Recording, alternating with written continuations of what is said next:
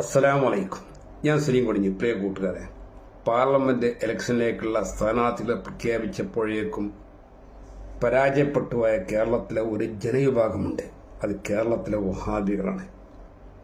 മക്ബറകൾ സന്ദർശിക്കാൻ പാടില്ലെന്നും അവിടെ ചെന്ന് ദുആ ചെയ്യാൻ പാടില്ലെന്നും മുസ്ലിം സമുദായത്തിൽ ഇത്രയും കാലം പറഞ്ഞ് പ്രചരിപ്പിച്ച അവർക്ക് കിട്ടിയ വലിയൊരു തിരിച്ചടിയായിരുന്നു സ്ഥാനാർത്ഥി പ്രഖ്യാപനം.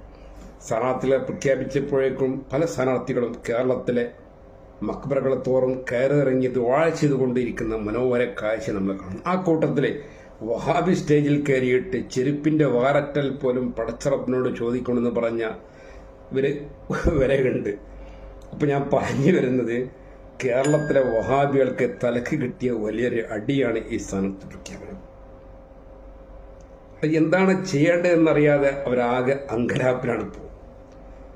100 പണ്ഡിതന്മാര് 1000 സ്റ്റേജിൽ പ്രസംഗിക്കുന്നതിനേക്കാൾ കൂടുതൽ ഫലം ചെയ്തിട്ടുണ്ട് ഈ ഒരു സ്ഥാനാർത്ഥികളുടെ ഖബർ സിയാറത്ത് എന്ന് പറയാതിരിക്കാൻ കഴിയില്ല.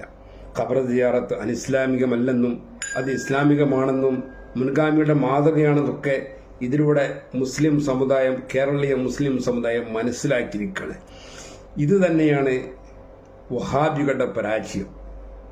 അവർക്ക് എന്താണ് പറയേണ്ടത്, എന്താണ് ചെയ്യേണ്ടത്, എങ്ങനെയാണ് ഇത് ഈ വിഷയത്തിൽ പ്രതികരിക്കേണ്ടത് പോലും അറിയാത്തൊരു സാഹചര്യമാണ് നമ്മൾ കാണുന്നത്. മദീന മുനവ്വറയുടെ ഭരണം കിട്ടിയാൽ പച്ചക്കുപ്പ തകർക്കുമെന്ന് പറഞ്ഞ വഹാബി നേതാക്കന്മാർ വരെ ഇപ്പം മൗനത്തിലാണ്. എന്താ പറയേണ്ടത് എന്നറിയാതെ. എന്താ തകർക്കാത്തത്? സൗദിയിലെ ഒരുപാട് ജാറങ്ങൾ തകർത്ത നിങ്ങൾ ആര് സൗദി ഭരണകൂടം എന്താണ് ആ കുപ്പ തകർക്കാത്തത്? എടോ, സൗദിയിലെ ഭരണം ഞങ്ങൾക്കൊന്നല്ലല്ലോ. ഞങ്ങൾക്ക് തകർക്കാൻ KNMന് ഭരണം കിട്ടിയാലല്ലേ ഞങ്ങൾക്ക് തകർക്കാൻ കഴിയുള്ളൂ.